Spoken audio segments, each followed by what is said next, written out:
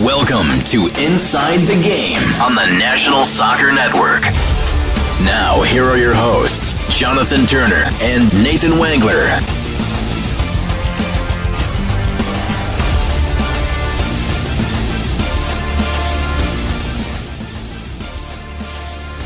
Good morning. Welcome back to Inside the Game.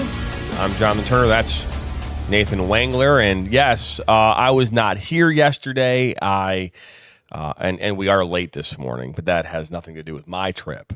I think, but not that again that makes a difference. Nathan had actually yesterday had mentioned that hey, he might have something that he might push him past 9 a.m. this morning, and so we were like, hey, we'll go ahead and just start a little bit late. What the hell? I don't want to go solo. Solo stinks. But you telling me you haven't talked into a computer screen by yourself for an hour before?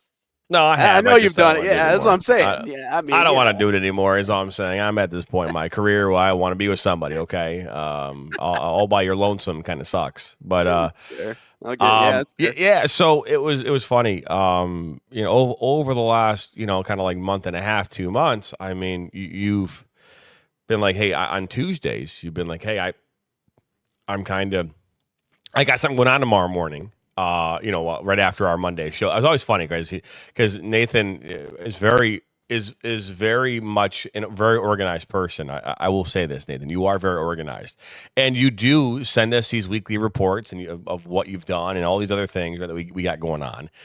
And every Monday, I'd be like, all right, guys, we'll see you tomorrow morning, same time, same place. And then right after I say that, hey, by the way, John, tomorrow I'm not available at 9 a.m. It's like, oh, okay. Oh, I gotta get this tooth cracked, fixed or whatever. Okay, cool, man. So what did we do? We were like, all right, well, I'm just not gonna do a show. We're gonna go hang out with the family. Yep. So Tuesdays have kind of become like a little getaway day for us, right? So we've gone to Caseville on Tuesday. We've gone to Holland. And then yesterday, it was Monday night, my wife and the kids were all sitting, getting ready to have some dinner. And we're thinking about going to Caseville again because we really do like Caseville. And I was just sitting there going, all right, guys. I was looking at Cedar Point prices. Cedar Point prices, just happenstance. We've been talking about going to Cedar Point for a long time. We haven't gone. I hadn't been there since 2006. Bianca since 2003, and our kids had never been before. And so I was looking at pricing. I'm like, okay, $50 isn't terrible. So, $50 times 5, it's $250, plus taxes and plus parking. And, okay, so it's $317 to go. I mean, by the time I drive to Caseville, I'm spending that anyways. And so with being at the beach and getting all your stuff, your snacks and all that food. And so I'm like, let's go to Cedar Point, guys. What do you guys all think? They're all like, yeah, let's go. And so as soon as they said yes, let's go, that's when I started reaching out. I'm like, hey, Nathan, I'm not gonna be available tomorrow. So I said, hey, Ryan, can you do it? He said he could. And we got up yesterday morning at 6:30, hopped on the road and made our way to Cedar Point. And you were thinking that Tuesday, the 5th day of August, that there might have been like less people, at Cedar Point.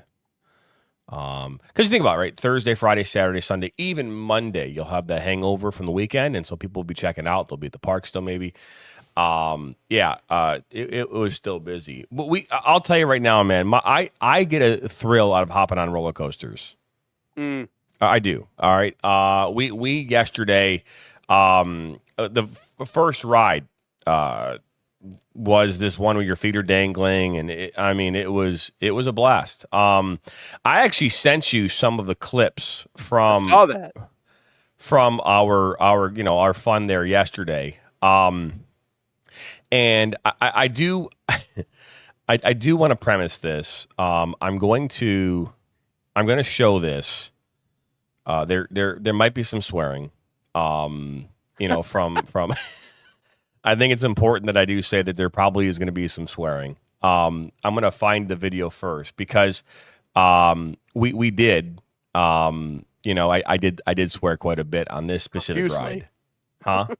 Profusely. I wouldn't say profusely, but I was like, this is. It was fun to get the point across. Yeah, I get it.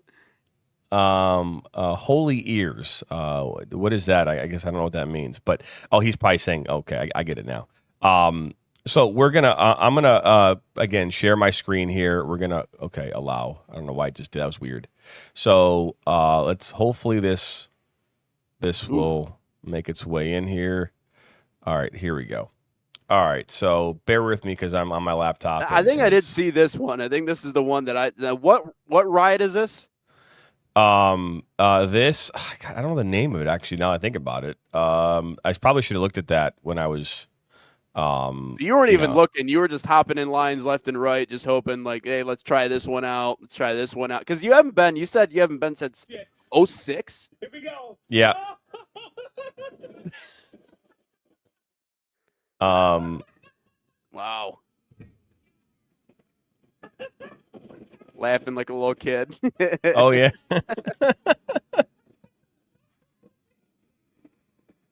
So I have the Ray-Ban Meta glasses. So these are on my head, right? So I'm not holding my phone up or anything, just in case people are like wondering what I'm doing. All right, I'm not, But yeah, this. Hey. Stop it, man.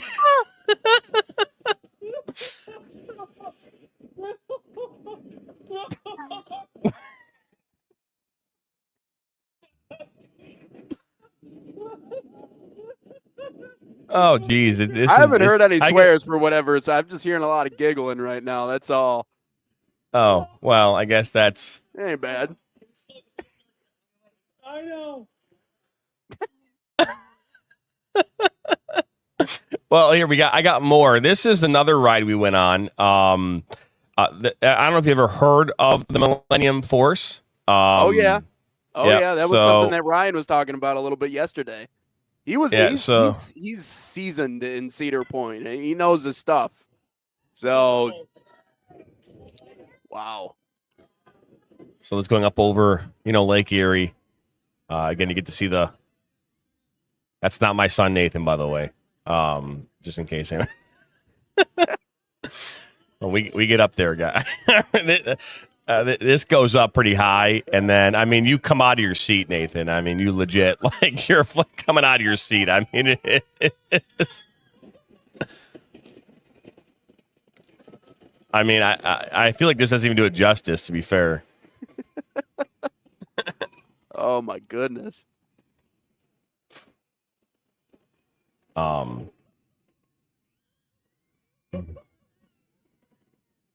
Yeah, this was a straight up blast. My glasses actually died like right about like here. Like they just died. The battery died, and that was it. So that was where that came to an end. It just derailed. Yeah.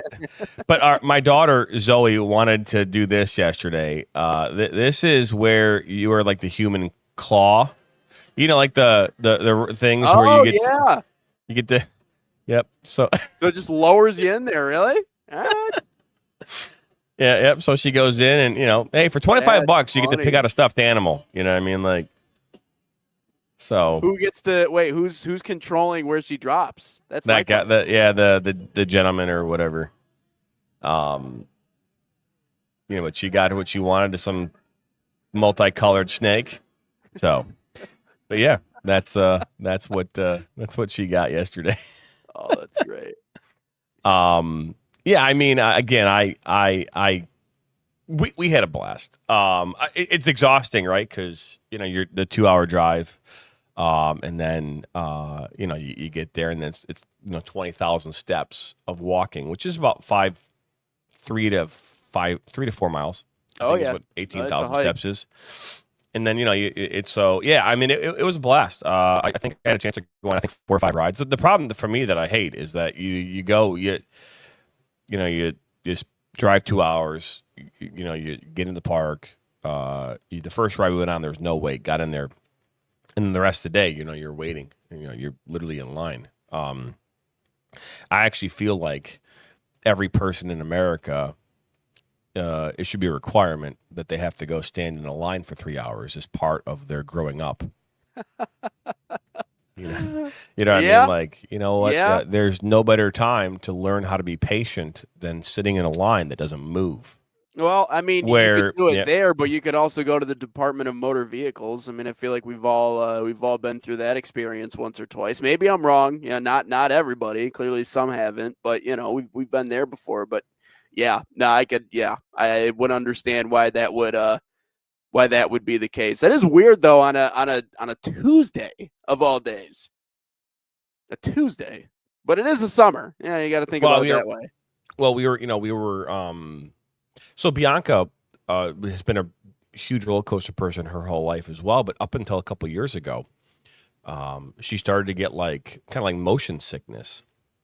And again, she on an airplane, and I keep telling her that I think it has more to do with like a lot of times she doesn't eat in the morning, doesn't eat right away. And so I think on an empty stomach, I think your body does some weird stuff. And so I've explained that to her, that, maybe I think that, get some food in your system and maybe that might make a difference. And I don't know, your equilibrium or whatever the balance might be where it's off. And so, but yesterday she's like, I'm not hopping on these rides. And so she sat down for a bit, and later on in the afternoon, after we had something to eat, she got into this mood where she wanted to go on some rides. And so we went on a Ferris wheel to start off with. Not that a Ferris wheel is going to be anything of substance, but we're in line, and there's a gentleman in front of us who seemed like a solo. Well, he was a solo. And we're getting up to the thing, and the guy's like, he's like, how many? He's like, just one. And the operator is like, well, you can't go into just one. We need to have you with people because the Ferris wheel is all about balancing. It's all about physics. They're literally trying to balance this thing out. And they're like, are you with anybody? And he's like, no, I'm not. And then I'm like, well, he's with us. Like, oh, really? He's with us. Oh yeah, he's with us. And he's like, oh my gosh, thank you very much. So we're so Mike joins us in our we split up, so it's 3 and 3. So Mike joined me and Nathan, and we were talking, and he's like, yeah, it's like my kids are running around the park right now. We have a season pass, and he's like, normally Tuesdays aren't this is busy for a Tuesday. He's like, this normally not like this. I go, that's of course it's like that on the day we decide to go. It's a little busier, but but yeah, no, I mean, like it was a blast, and we got to do that, and then at that point, I'm kind of gassed because I'd been up since 5 o'clock. I had to drive, all the kids, and that's the thing I think that people oftentimes, when it comes to who's ever responsible for getting you to your destination, well, that person doesn't get to sleep, while everybody else is just relaxing in the car, right? So it's like, so for 2.5 hours, I'm driving. And they're all sleeping. And of course, when we get there, they're like, let's go. I'm like, yeah, right. Can we take a break? It'll just sleep in the car for a few minutes. So, so I'm like, I need a breather. So I went and sat down. They had these really comfortable, like, wooden chairs kind of looking over kind of like this farm area where like all these little horses were at and train. So it was like cool little relaxing area. So I went and sat down there. I think I passed out for like 2 hours in the space. But, the job of being a dad, which is absolutely the case. Please don't take this as a complaint. I'm just saying that I don't think anyone really gives that a lot of thought. I think we're just like, years ago we drove to Florida for a vacation. This was back in, I think, 2017. We drove to Florida, and we went to Tennessee. That was a good 8-hour, 9-hour drive in the morning, get to my buddies, and we hang out there for the weekend. We like midway point, drove to, never been to Nashville. We went there, spent some time there. And then we're like, hey, we're going to leave. Because the best time for me to leave would be when, where you're kind of like 5 or 6 o'clock at night. And then if you're going to go through the night, at least you hit like that 2 or 3 in the morning, you're okay. And so we left at like 5 o'clock on a Sunday and started making our way. And from Nashville to Orlando was about a 13-hour drive, 12-hour drive. So I drove through the night. We arrived in Orlando at like 5 o'clock in the morning. It was rough. You know what I mean? It was rough. And I remember I got there, we get in their room, and I go, I need a couple hours. No, they're all in their bathing suits. Let's go to the park.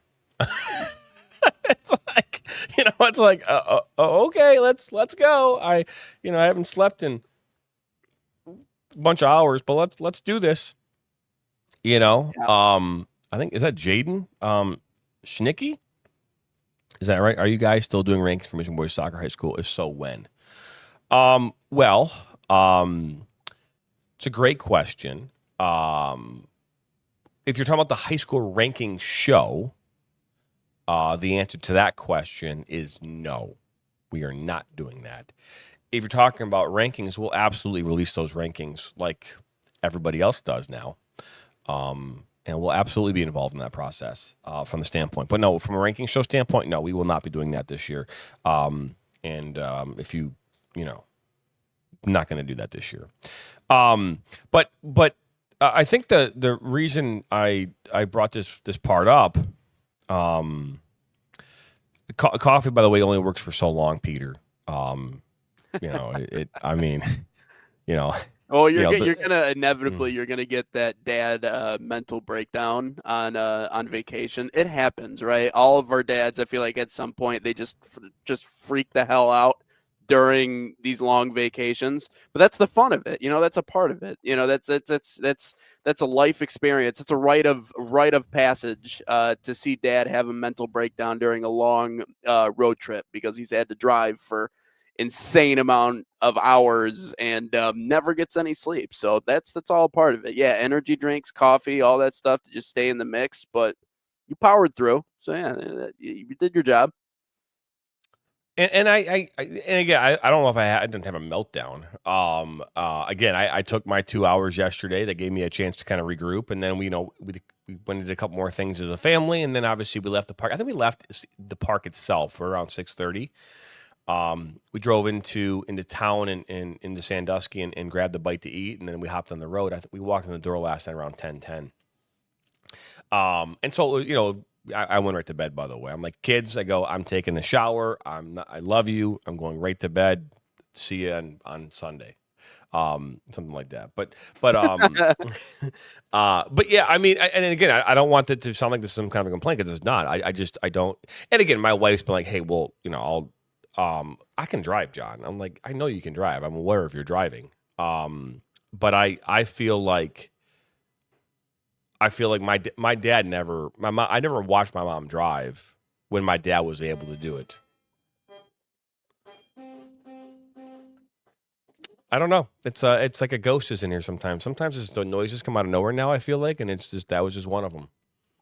I know. I don't know what that was. But my point, though, is that I don't remember if my dad was able, my dad always drove. I can't think of a time in my lifetime where we were all going as a family and my father was the one driving.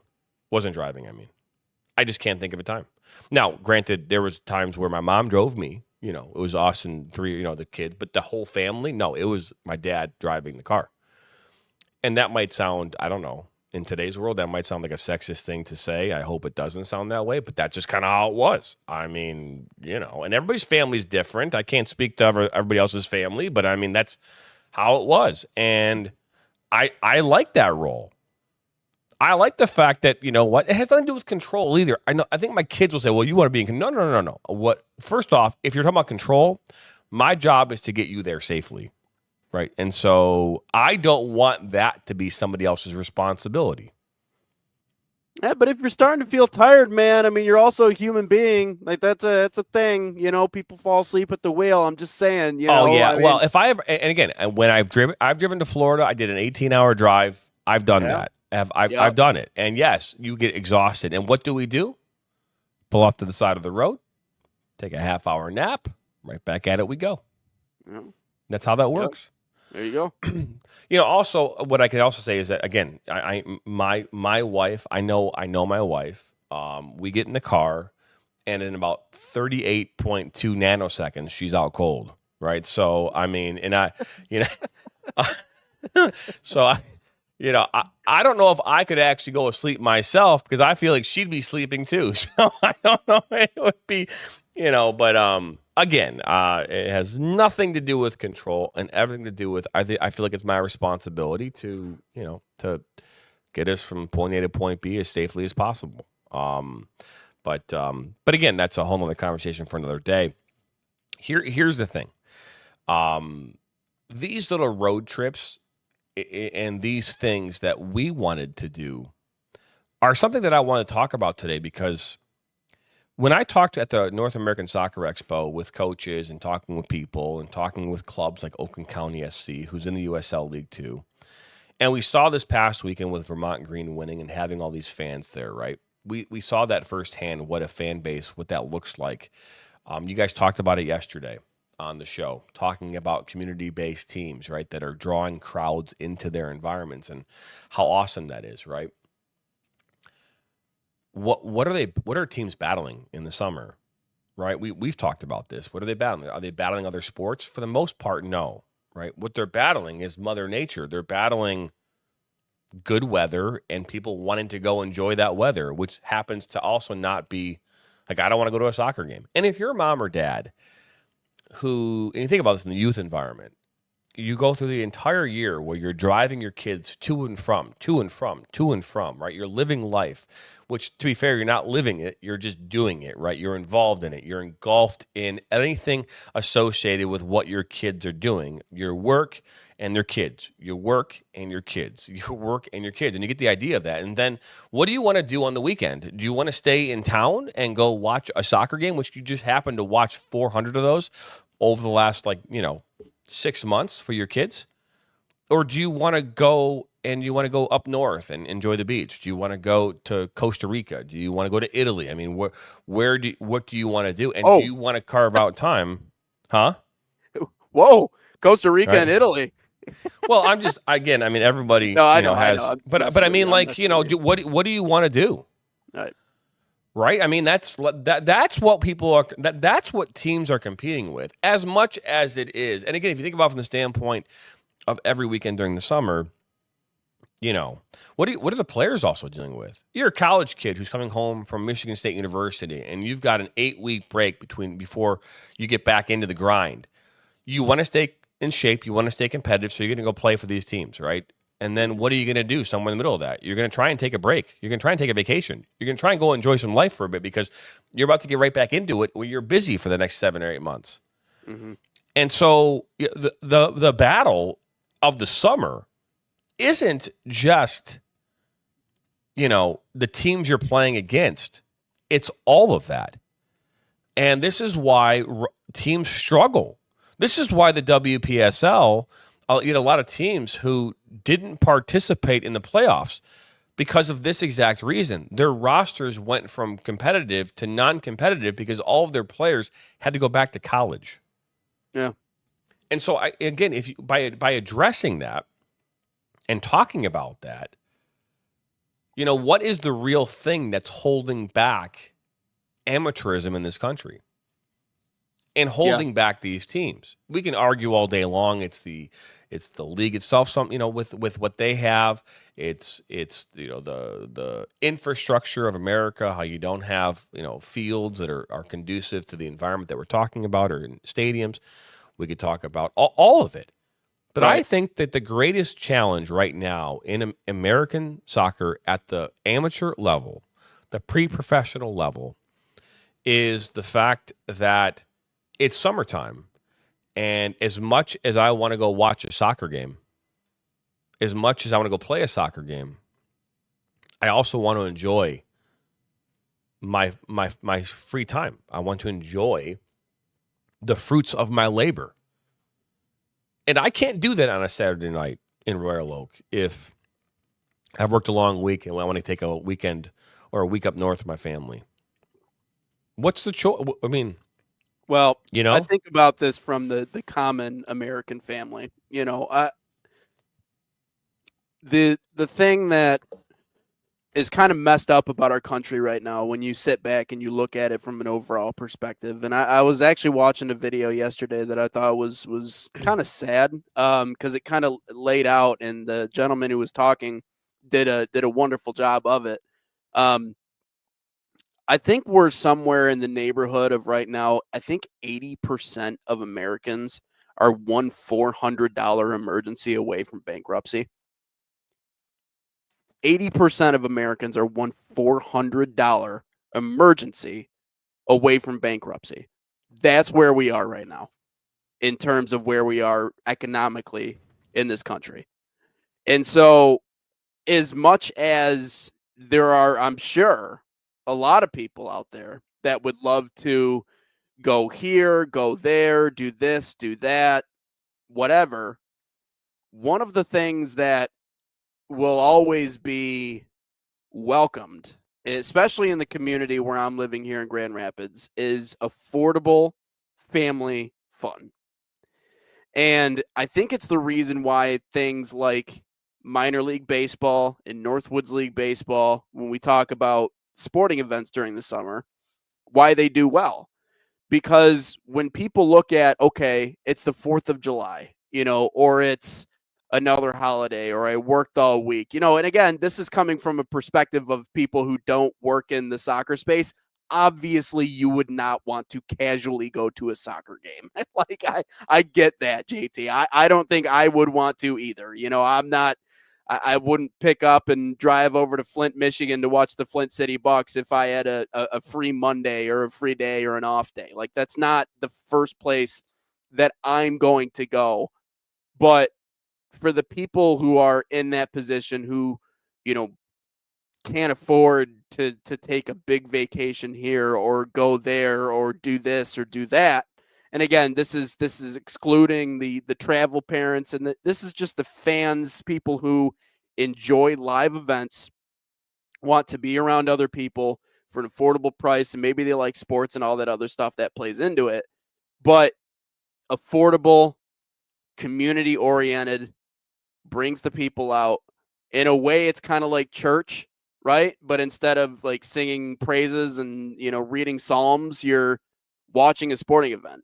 It's about affordable, family friendly, sometimes depends on what games you go to, depends on what fans you're around, but affordable, family friendly, an event that you can go to in your community that is just a reason to get out and about and be around other people out in the sun.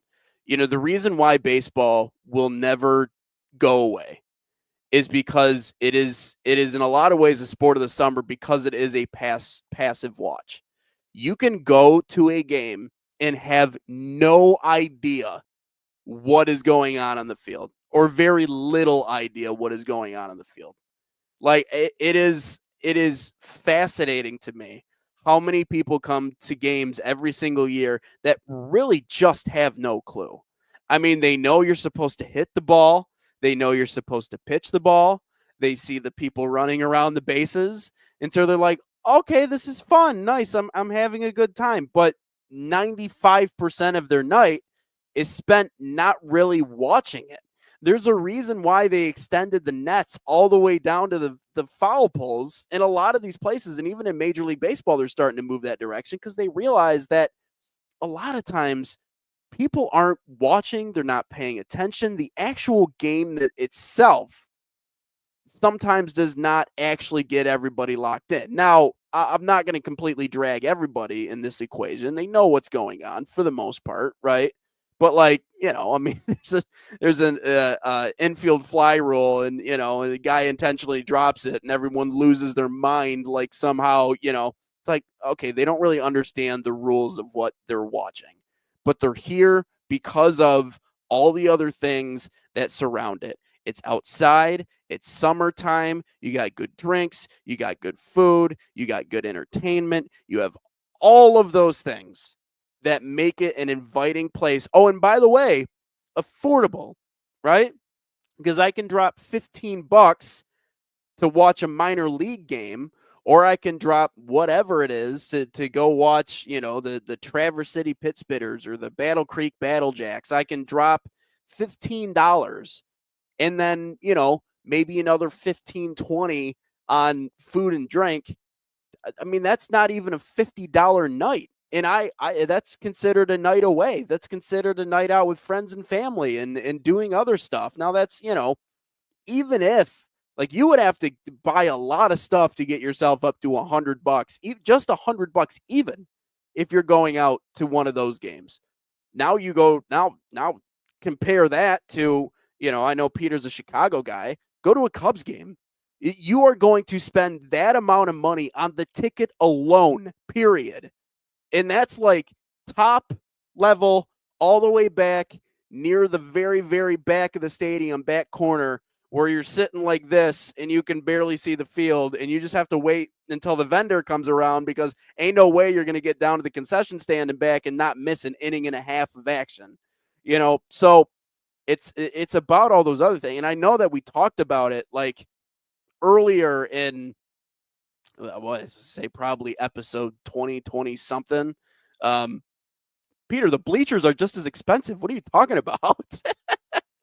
I don't know. Maybe I'm wrong. Last time I looked, but you could also scalp tickets. I mean, that's another option. You could also do that, but then you also run the risk of it not being legitimate.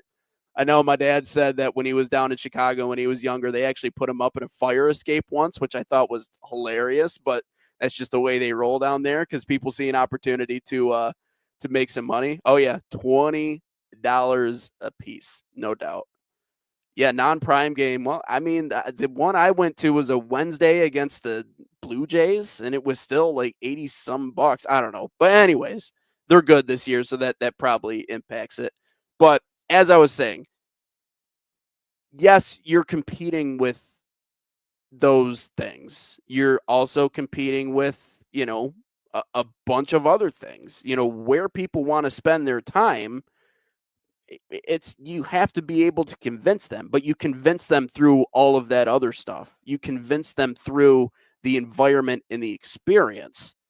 Maybe the game itself, yeah, you're going to have your ultras, you're going to have your supporters groups, obviously, and you need that to be able to succeed.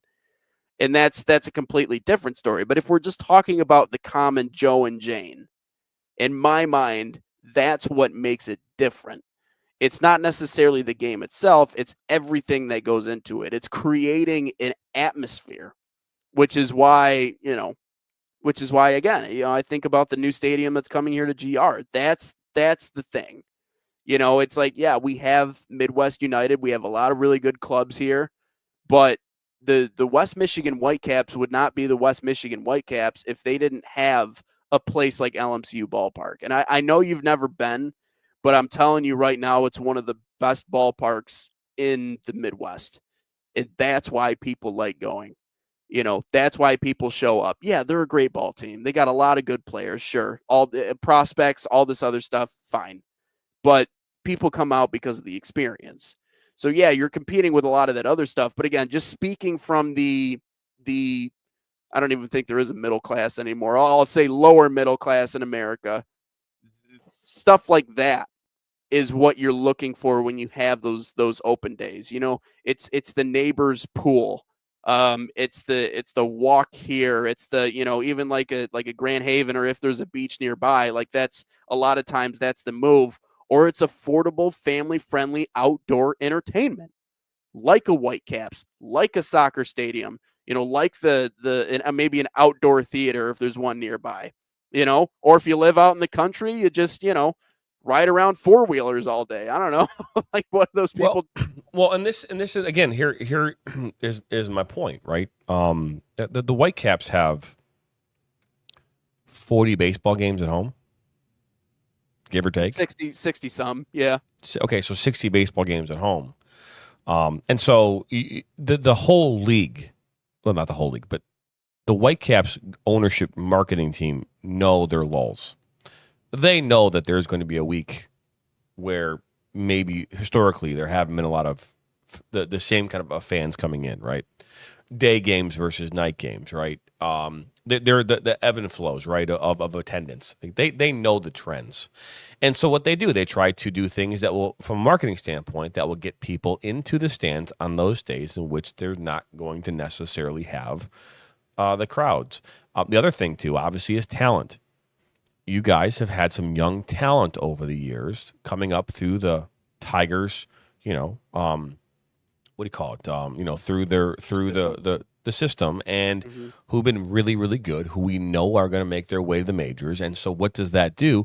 The baseball fan that brings them into the mix, and hopefully they bring their kids into the mix as well, right? Because again, you're talking about, yes, these are family-friendly environments, right? And there's no question about that. My whole point with all of this is that again, from my perspective, I'm a dad, father. We've got 3 kids, a wife, right? We talk about that all the time. Where are we going to go, right? And again, we have gone to Tiger games. We have gone to Comerica Park. We've gone to Pistons. We've gone to. We haven't gone to a Lions game as a family. That you need to take out a second mortgage to do that. But these are what do you do? Take the money part of this is a component, all right. But what is it that you're going to do that I think it's a big component.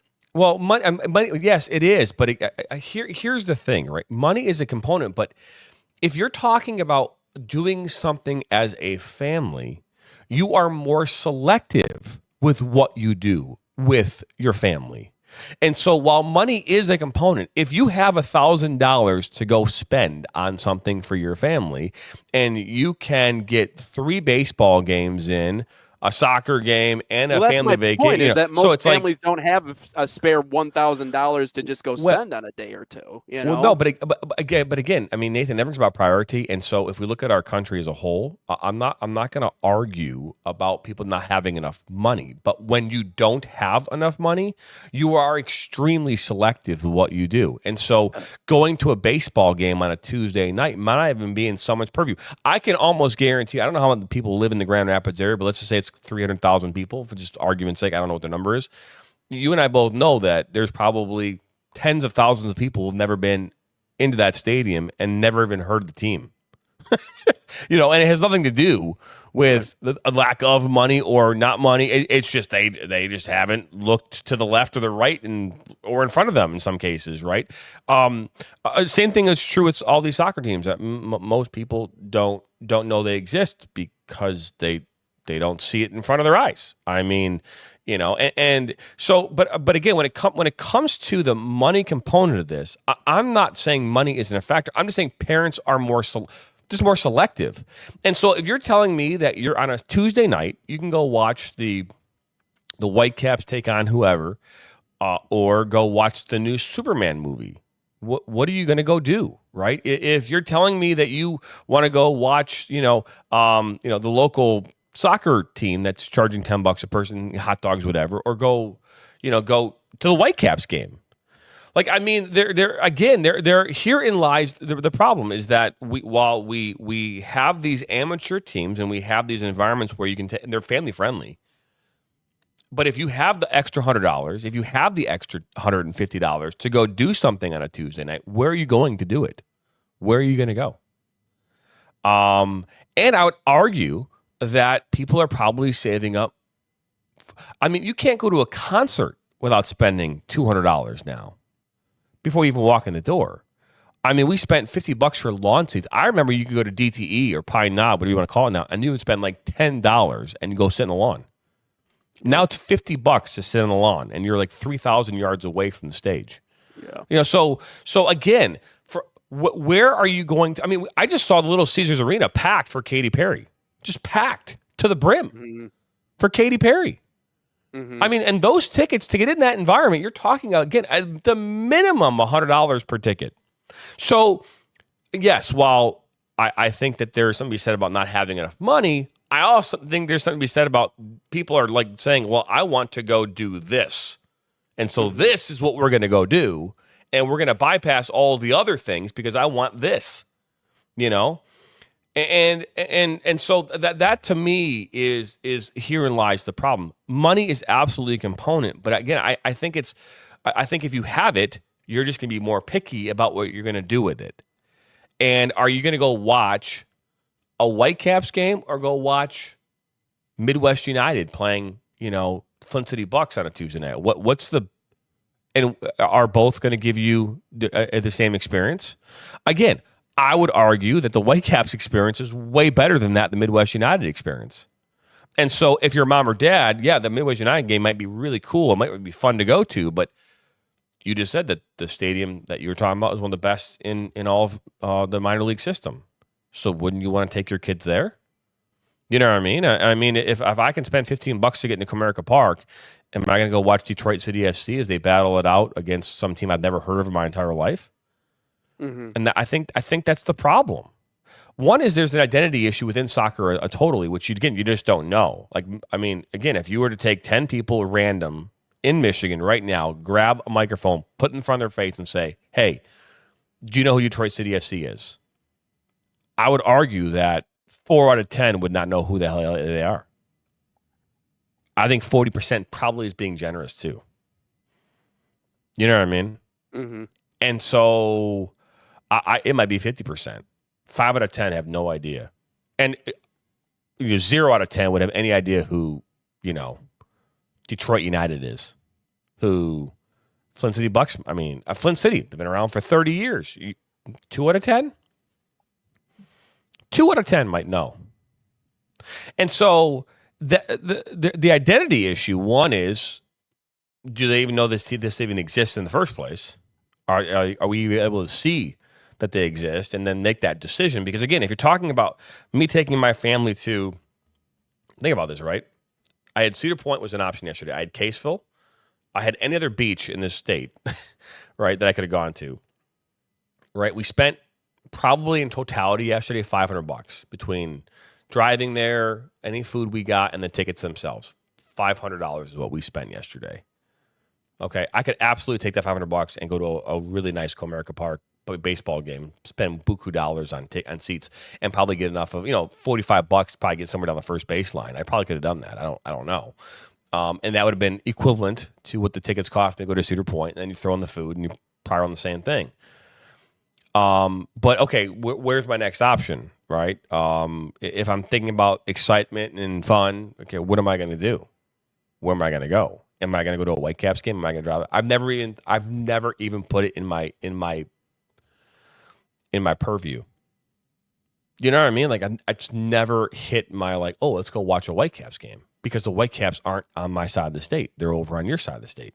The Lansing Lugnuts are close. Toledo Mudhens are closer than those two, the Whitecaps. I've never thought of taking my kids to the Mudhens game. It's never crossed my mind. Because again, there's no marketing over here either. I mean, the Toledo Mudhens don't market at all on this side of town. Right? I mean, I don't see any marketing. So again, but I know because of you, I know there's the Whitecaps and that they exist.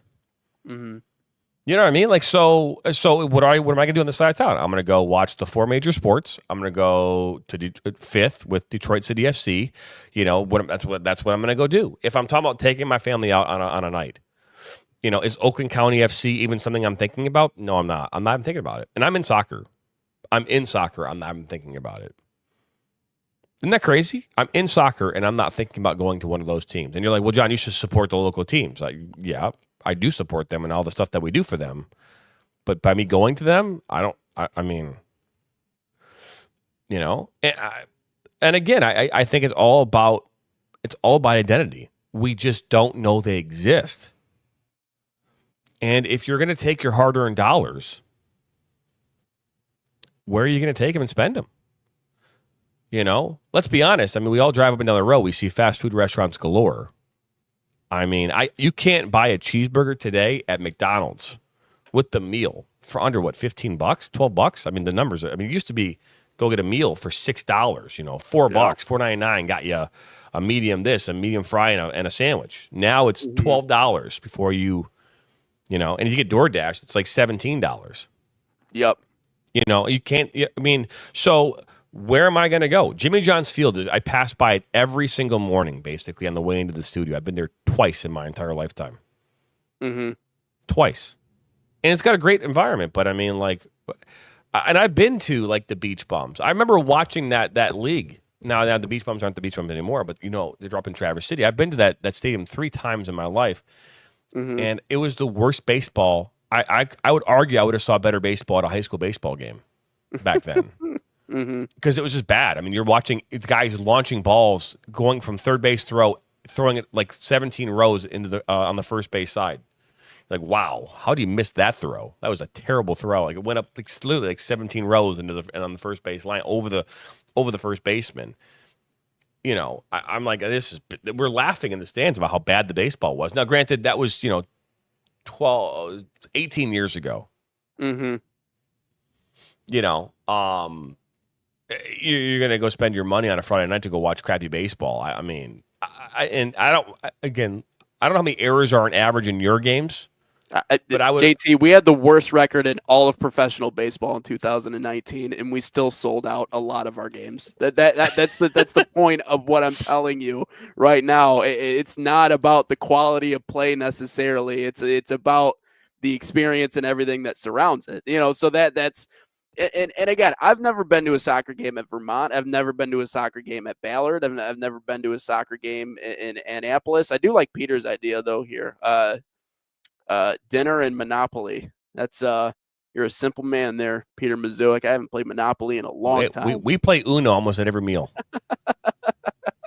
I'm flipping the board.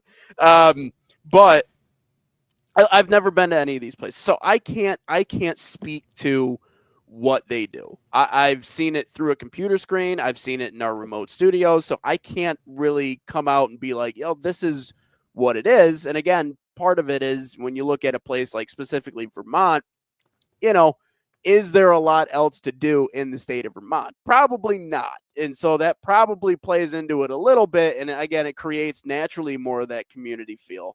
But that's exactly the point, okay, the quality of play might not be great, but that's not necessarily the point of it. But I get what you're saying. No, I get it. The diehard fan is, and again, the non-diehard fan isn't necessarily going to care. They want to take their family someplace and they want to do that. Right. Again, I'm saying from my perspective that I've gone to these environments and I've watched poor baseball. I've watched poor soccer. So if you're going to sit here and tell me it's not about the baseball, it might not be about the baseball. It might have everything to do with the environment. But again, do people even understand that exists? If soccer is not the vehicle, the environment is the vehicle, right? Let's be honest. If we're talking about the environment. Yeah. Baseball, from what you're telling me, is baseball is not the vehicle. It is the environment. We're creating an environment, and it so happens while you're in this environment, you're going to watch some baseball. I mean, it's both. It's both, but I would say it's more the environment than. But let's be honest. Why does Flint City have bounce houses everywhere? Why do they have fireworks on Friday and Saturday nights? Because they want. Yeah, I mean they do this because they want people to come to the bounce house, to the food trucks. They want to create this environment, and while they're there, they get to watch something happening on the field in front of them. I mean, regardless of how good or bad it is, that's what. Again, so the vehicle is the environment. Mm-hmm. My question is this: how do people know this environment even exists? Because again, I know in your world, in the Whitecaps world, it's completely different. We need to kind of just extrapolate for a second, like a minor league baseball for a second, because I think that the environment you're talking about is completely different of the environments that we're talking about, even in Vermont. Mm-hmm. Even in Vermont, right? And again, if I look and say, okay, well, Detroit City FC grew in grassroots. That's how they grew. They grew in a grassroots organizational type of way. Vermont probably very much the same. They built a team 2022. I'm curious how those fans looked in 2022 compared to today. I'm curious, did the success of what happened with the Vermont, college team have a huge factor in that this summer? I'm curious what the numbers looked like last year compared to this year. But this is where I say the identity problem is. If you exclude out the professional aspect of sports and look at the amateur aspect of sports, I would argue that every amateur environment in this country probably falls into the same kind of category. Like, you just don't know they exist. You just don't know that they're even there in the first place. I mean, and yes, there are some teams that do very well because they are run and treated like a professional team in their markets. Mm-hmm. You know what I mean? When you give, like Flint City, for example, if Flint was down here in Metro Detroit, they would not get anywhere near the media coverage that they currently get because they're in Flint. They do. Mm-hmm. Grand Rapids is a smaller media market compared to Detroit. The Whitecaps are the only thing, along with you have your the Grand Rapids Griffins, and you have your G League team. You have 3 teams, and there's obviously a 4th team coming in with soccer. But the Rise and then the soccer too. So but the sport from the sports standpoint, the market is ripe for that local coverage that you wouldn't get in Metro Detroit. Like you wouldn't. I mean, Detroit City gets very little anything, and even with what they've done, they get some here and there. And so I think that lends to it as well. I think the middle, smaller markets will, I think, help some of these teams get more notoriety in their pockets, and then you draw more fans in. But again, the amateur market, the amateur space, which is it's an exploding phenomenon across this country. We talked about it. How do teams capitalize on that explosion? And more importantly, how do they turn the environment into what you're seeing in Vermont, in Ballard, at times in Flint? How do you do that? And do it in a way in which people are like, oh, yeah, I want to go there versus going someplace else. Because, again, if you're going to sit here and tell me that tonight I'm taking my hard-earned money and I have $100, and $100 will go to, this Midwest United game, this whatever game, Whitecaps, whatever, what are my kids going to have the most fun and remember the greatest? It's probably the Whitecaps game. It's because, again, the stadium, the lights, the all that stuff, so then the next time you have $100, what are you going to do? Are you going to go to that soccer game? I still think it's low on the totem pole, and it's and again, it's not because I don't think that these environments are, but how many teams can put on a great show? Yeah. Not many. I mean, again, I've gone to Ali locally here in Michigan, Flint City. From an environment standpoint, outside of Oakland County, are probably the only 2 in the USL that put on a good show. Yeah, you go to the other leagues now, Lansing Common. And then Alianza FC, which, again, those are the only. Everybody else, it's just a soccer game. It's just a soccer game. It's nothing else. And so that's why I'm saying, like, if I look at like what we did yesterday as a family and going to Cedar Point, is that if you're sitting here and telling me that in Metro Detroit, which is I would imagine is very much like a lot of areas around the country, where you've got this very densely populated area that has a lot of options. Mm-hmm. Are you picking a soccer game to go watch? The answer right now is no, because if it was, we'd be seeing tens of thousands of people at these games. And we're not. I mean, Oakland County FC averages 500 people a game. Okay. And their 6 home games, they average 500 people. So 3,000 people came to their games this season. Flint City, maybe a couple thousand. So 2,000 up in Flint. So I argue no, people are not. And how do we change that? Because that is, and here lies the problem. That's why I'm asking this question. It's not like and I think you already know the answer to this question. I would love for people to do both. I would love people to go to the Whitecaps game and then go to a soccer game. But I would argue that they don't know. And once this team comes in Grand Rapids, once this new MLS Next Pro team comes to Grand Rapids and it's up and running and it's done, then that goes into a professional environment, though. It's not an amateur environment, right? Midwest United is I mean, sometimes you wonder. Yeah, exactly. Yeah, sometimes you wonder. And I mean, that plays into it. Like, you have to understand as an organization that is something that should be top of your priority list. Like, you can only survive for so long if you don't have the means to actually create an environment that people want to come out and watch. And I'm not saying that it's a bad environment at Midwest United. Like, don't take my words and twist it. All I'm saying is that you're right. You're 100% right. That needs to be something that is top of mind, because I when that new team comes in, I do get concerned that they'll just get kind of lost in the shuffle, that people might forget that they're even there. And I mean, the USL 2 is very comparable to MLS Next. It's like the level of play.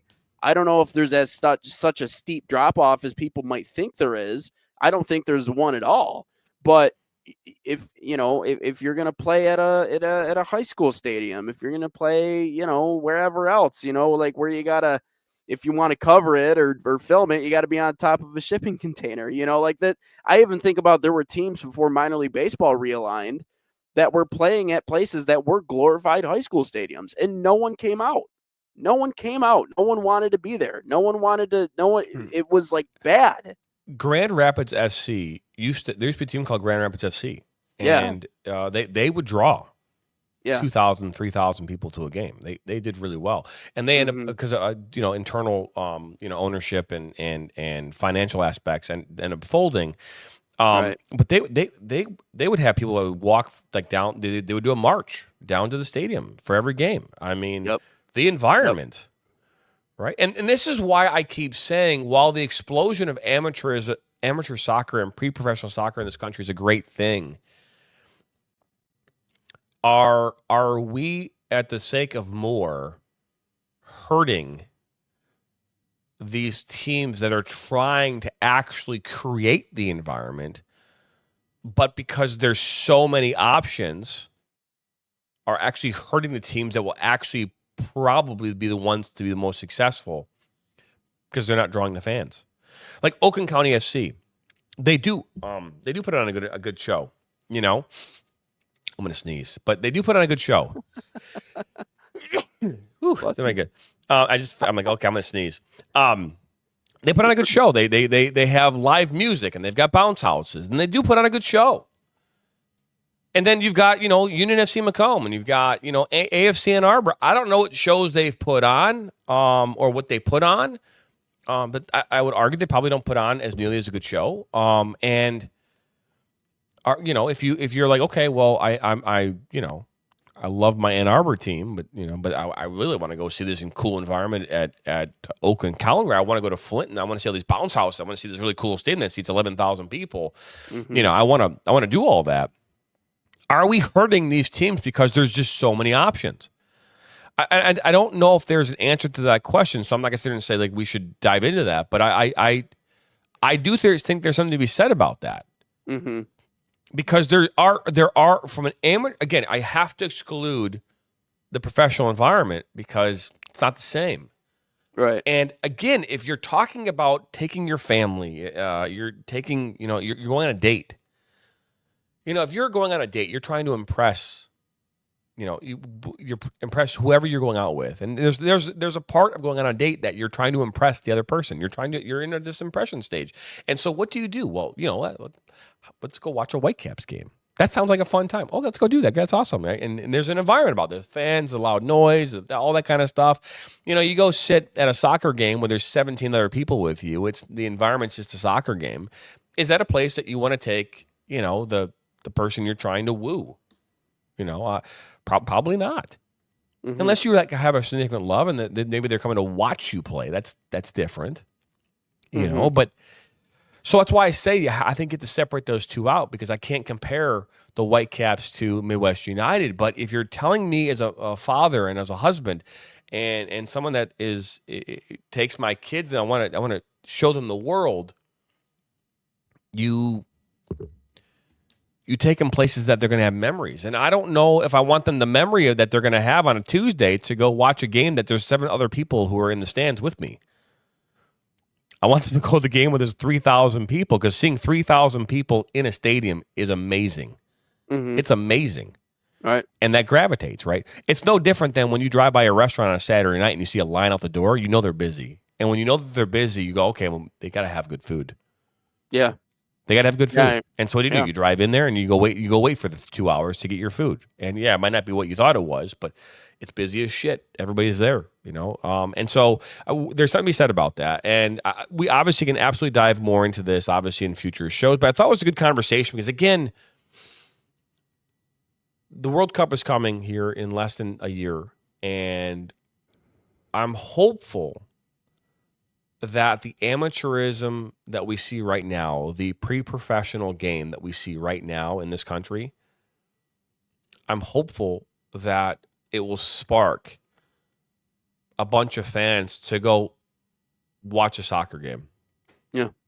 You know, not a professional soccer game. As much as I want to go see them watch an MLS game, those games are easy to go to. When I say they're easy, they're easy decisions if you have the money. Yeah.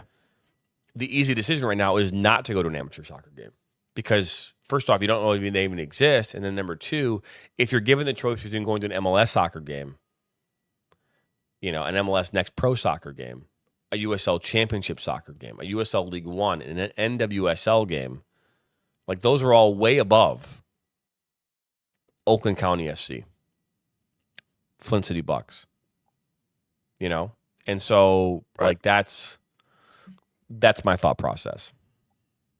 Yeah. Well, and the hope is that maybe the World Cup can just get people to fall in love with the game. I mean, that's really what it comes down to, because if you do that, then you're going to create an environment where people want to go out and watch more. You know, I don't think they come with the expectations or the that it's going to be the same level of play everywhere you go, but at the very least, you know, that's what you're going to get. But you know, I'll finish on this. I think Peter makes a good point, and this is something that we've talked about with the